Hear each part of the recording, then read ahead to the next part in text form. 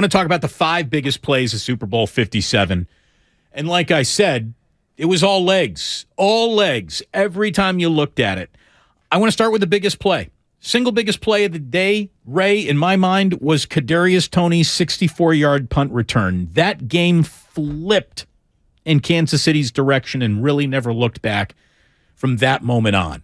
The tide had turned Kansas City's direction, but it did not flip Kansas City's direction, and no play flipped the field as much as that one particular play. Kadarius Toney's 64 punt return is the longest in the history of the Super Bowl, and it basically buried the Eagles when it was over. It really did. It was massive. It was just a huge play in my mind, the biggest play of the game. Oh no, it's the single moment in which you could basically say, I think the Eagles are screwed now, and I don't know how they get out of it. And even at that, they almost did. They almost did, but again, an over-officious referee in the moment wouldn't let that happen. We'll get to more of that in just a second. The other biggest play of the game, if it was the punt return for 64 yards, number 1 in my book, number 2, again, also with the legs, as Jalen Hurts, who had an unbelievable day with his legs, got betrayed by one of his thighs on this play. Hurts on a quarterback draw. Nowhere to go. The ball is loose. Sitting on the turf. It's picked up by Bolton. No one in front of him is going to score. Bolton did have a hell of a game. Kevin Burkhardt with the call on Fox. Jalen Hurts fumbling for a touchdown. Ray, that play alone is probably the only thing that prevented him from being named Super Bowl MVP. I actually thought that Jalen Hurts, in a losing effort, made about as strong of a case to be named Super Bowl MVP in a losing effort as I have seen really in my own lifetime. And had he not fumbled away a ball for a touchdown, I think he might have actually been named the game's MVP, even with the loss. I'm not sure of that because how many losing players have ever been named MVP? I think it's one. Was it Chuck Howley? Yeah, linebacker in 1970. That's how long ago it was. Right. And I think in a game like this, you could point to Mahomes and say, "You won. You're it."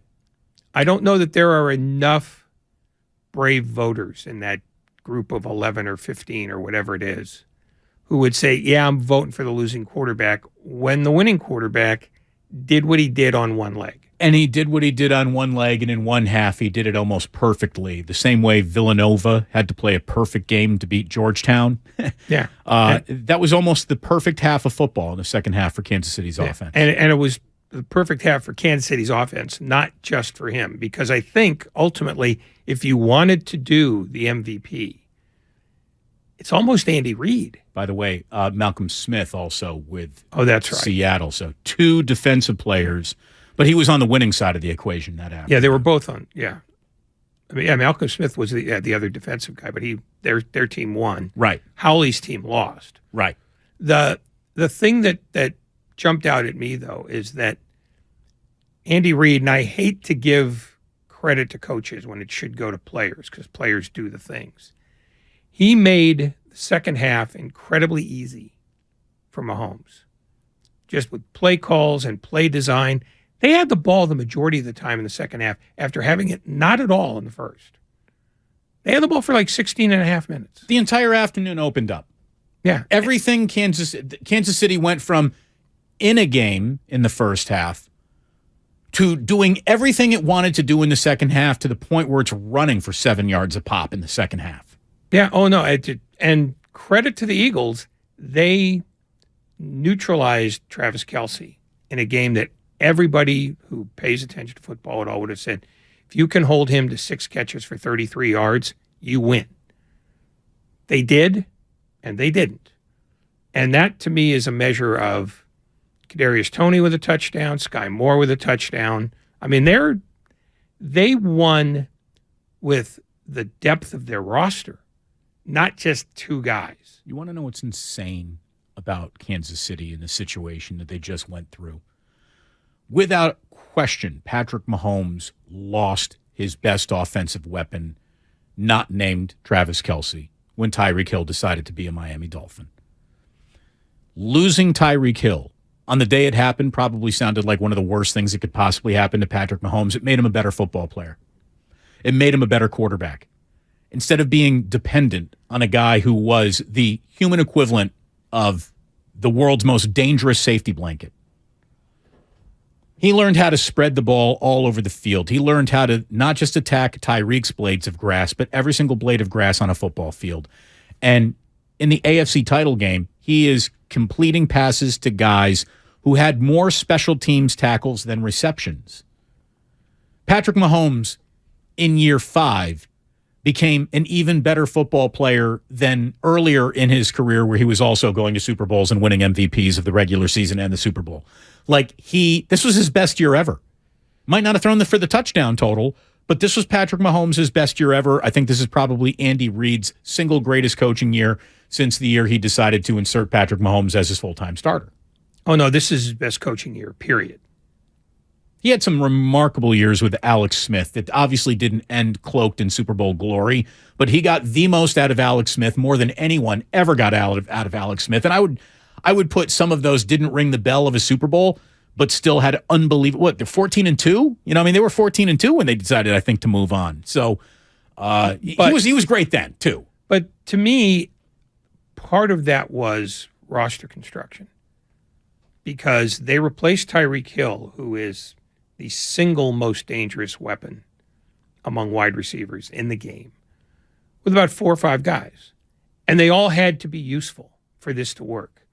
And they were. None of them had extraordinary seasons, but the sum of the total, as opposed to the individual parts, equaled an unstoppable offense. And I think that allowed Reid to sort of nudge his offense in a different way, because their crisis point would always be, it's 3rd and 8, Tyreek long for 20. It was just automatic. And that's a great thing to have. I mean, I'm sure they'd rather have him now. But they figured out, okay, if we can't have him, then we'll just do it with volume. And that's where I'm thinking this is why Andy Reid did the most to make this team championship ready.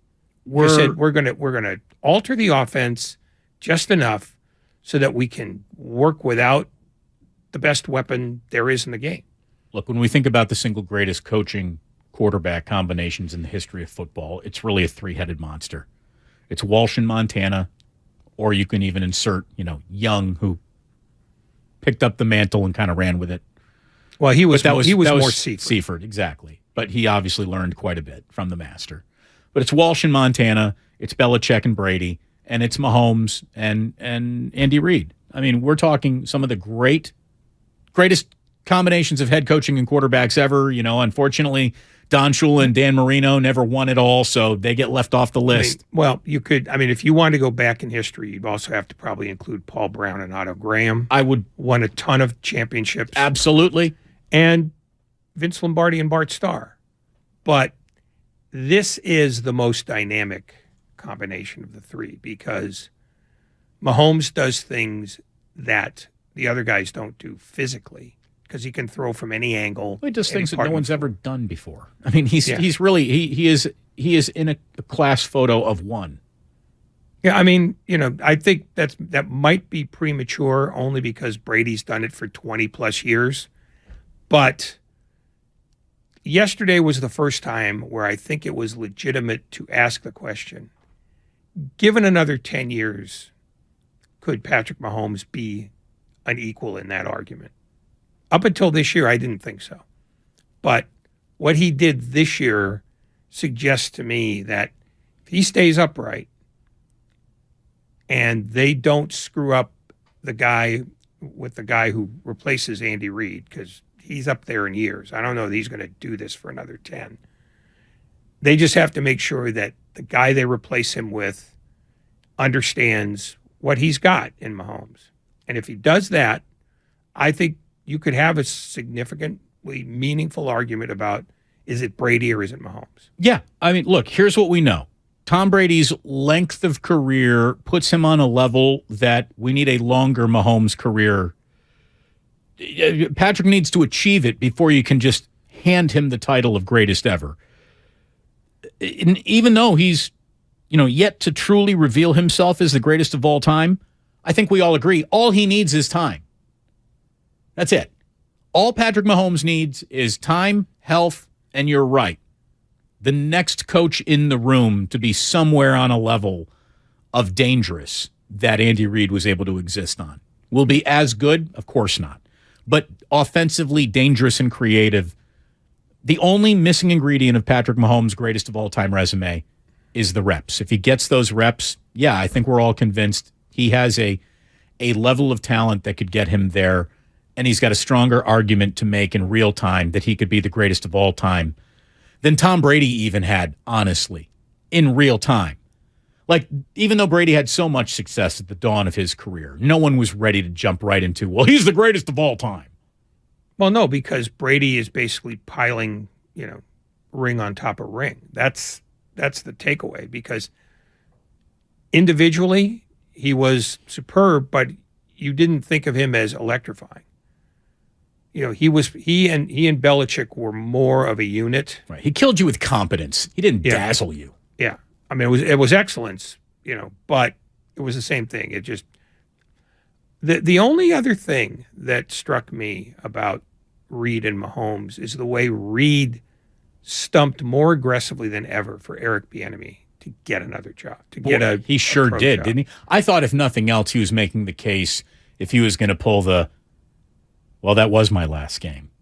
He was trying to make sure that the baton was being handed to him as the next Kansas City head coach. But Andy Reid has since conclusively demonstrated that was not his last football game. Oh, no. And the other thing is, I think everybody now knows that he's going to do this for another 4 or 5 years in all likelihood. He'd be nuts to walk away from a talent like Mahomes. Well, I mean, he's also 64, so, he's had enough life changes already, with his 2 kids, and may have more. So, I don't know how. I mean, if it's just a football consideration, yeah, he'll stay as long as Curry stays with Curry. But I think he now finally recognizes that everybody else in football is reluctant to take a chance on Bieniemy because everybody in football believes that Reid is the architect. And that's worked against Bieniemy. Of course it has. Nobody's quite sure how much is Reid and how much is Bieniemy. But I think for the most part, people are now used to the idea, it's mostly Reid, which hurts Bieniemy in interviews. Because I don't think it's that he interviews badly. I think the perception is that, anybody could coach Patrick Mahomes for Andy Reid. Here's the thing. I wouldn't begrudge anyone that opinion. I really wouldn't. I mean, this is Andy Reid's show.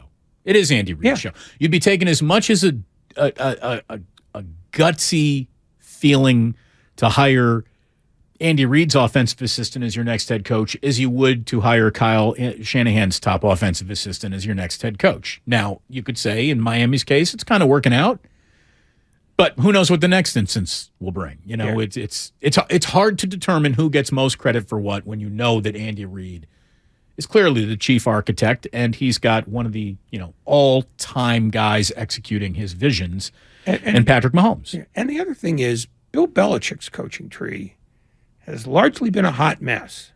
So and because he is clearly perceived and correctly as the mastermind behind the New England double decade, I think there's more reluctance about, that's Andy Reid's show.